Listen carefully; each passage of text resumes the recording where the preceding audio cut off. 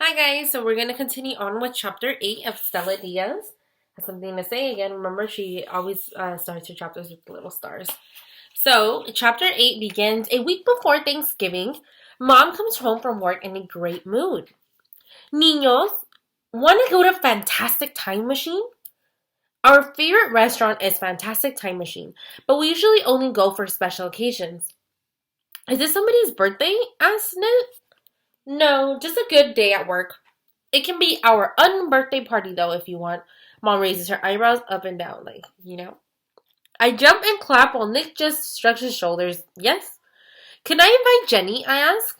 She gives me the thumbs up and says, Nick, you can invite Jason if you want. I like Jason. He is the nicest of all of my brother's friends. They usually talk about comics and go for bike rides.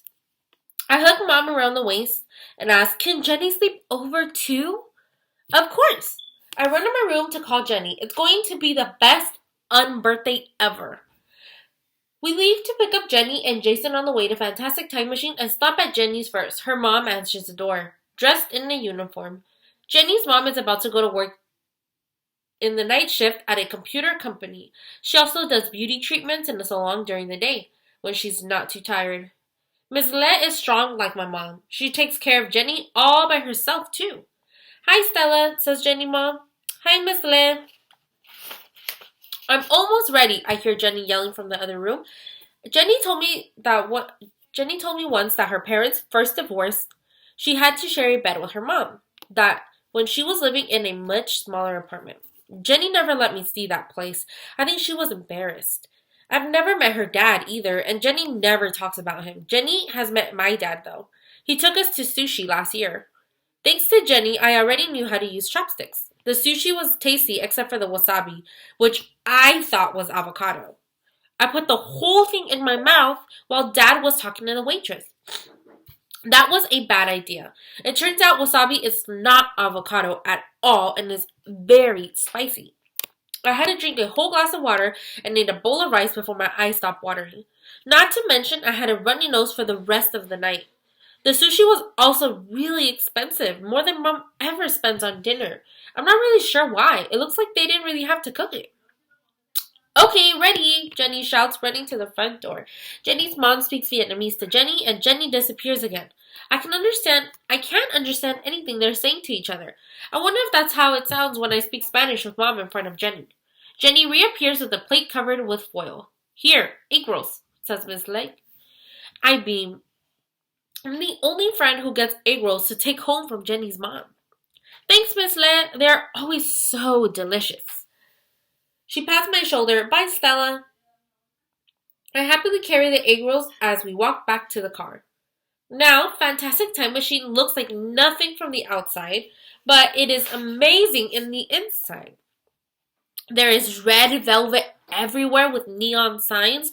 Even the salad bar is neat because it's inside of a red 1950s car. The coolest part is that all of the waitresses dress up in costumes as famous people and characters. They definitely stand out, while all the customers sort of blend in. In our section that is an Elvis, at least 2 different Batmans, a Cinderella, and many more. My personal favorite is Einstein. The guy playing Einstein is young, but he's wearing a crazy white wig and a mustache and has beakers attached to his lab coat. Do you know what E equals? He asks me. MC squared, I say. Indeed. E also equals excellent. Jenny whispers, you should be talking to the Cinderella. She's glamorous. I roll my eyes. Jenny likes everything that is girly. Nick and Jason like talking to Batman. They argue over which Batman is better. Even Mom talks to Elvis for a little bit. I order spaghetti and meatballs. It's good, but not as good as Mom's spaghetti. It's probably because they don't know about adding the extra sabor like Mom does. It doesn't matter though because we're having too much fun. After dinner, we go dancing upstairs. I typically don't like dancing away from home, but it's dark with really fun lights, so it's easy to blend in. There are a bunch of kids dancing too. I don't know any of them, so I don't care. We all drink Shirley Temples, which sounds like a grown-up drink. It's just pink soda with a cherry. In our group, it's mostly Mom, Jenny, and me dancing. Although I do get Nick to dance with me for a second. After a little while, Mom starts to look tired and says, "Whew, long day at work. Keep dancing, girls. I'll check in on the boys." She sits down next to Jason and Nick, who are playing arcade games. When Jenny and I are alone, we get pretty silly. Jenny and I start to make up crazy dance moves. "I'm doing the monkey," says Jenny while swinging her arms around. "I'm doing the shark," I say, then put my hands together over my head. And then she says, "I'm doing the chicken," says Jenny, flapping her arms. "I'm doing the stingray," I say, then spread my arms out. We giggle. We keep dancing until I hear, "Hey, look, it's Stella Stairs." It's Jessica. Next to her friend is Bridget, who is in Jenny's class. I stop dancing and Jessica giggles, "Nice moves." Bridget adds, "For someone who can't talk."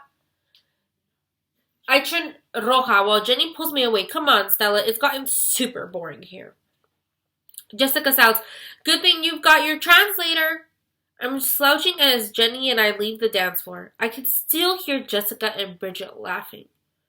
We walk over to Mom. Nick is explaining to her the new comic he is reading while playing a race car game with Jason. Mom looks at me. "Everything okay, Stella?" she asks, concerned. "Yep, just tired."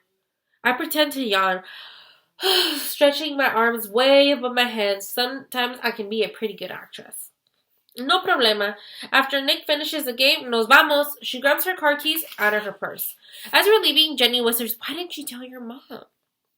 I shrug, pretending that it didn't really bother me. "We were all having fun, right?" I say, lying through my teeth. I hate it when kids make fun of me, but I don't want Mom to know. It's sort of embarrassing, and I don't want her to worry. Mom already spends all this money to take us to Fantastic Time Machine. I don't want to ruin her night. When we get home, I persuade Nick to set up the tent in the backyard. He agrees only because Jason says he will help. That, and it's not too cold outside. Nick and I have set it up once before when we pretended we were mountain people in our backyard. We only ate jerky and berries because I remember reading that in the Little House in the Big Woods book. This time, it's very different. Jenny decides that we should try to make it even more like a house, so we should bring out the air mattress and pillows. Jenny wants to bring Pancho too, but I don't want him to get cold.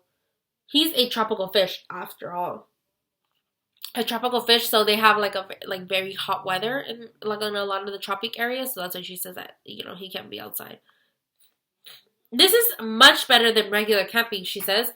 "Best of all, we can run into the house to use the bathroom," I say, and grab more nail polish. I nod my head. I'm not good at painting my nails, but Jenny likes doing it and always makes her nails look pretty. I need to practice because I like to be able to paint little cat and fish designs for us. Jenny falls asleep before I do. I lie awake, wishing I didn't have to go back to school on Monday. Then I come up with a better wish. I wish for a real fantastic time machine so I could travel. I travel back to earlier this night and tell Jessica off. First, I just have to come up with the perfect comeback. I think and think, but nothing comes to mind. Maybe I do just stare. And maybe I do need Jenny to talk for me. So I decide I'd still travel back to earlier tonight, except I'd tell Jessica's parents to stay home instead of going out. That would work too. So if you see, here she is. She's lying awake. There is her friend, Jenny, right? And there's her. And she's like, "You know what? Like, I wish I did have a time traveling machine so she can go back and tell Jessica off." But then she's like, honestly, she's like, "I probably wouldn't, right? Like, I probably wouldn't do that. I would probably just like make her not come." And here's a little tent too that she built with her brother. So she's starting to, she's starting to get teased. So she's starting to feel bad because she's starting to get teased, right? Because of this. So we see that girl Jessica is not being nice, and because Stella didn't want her mom to worry, she didn't tell her. So we need to see, was that really the best choice? We'll see.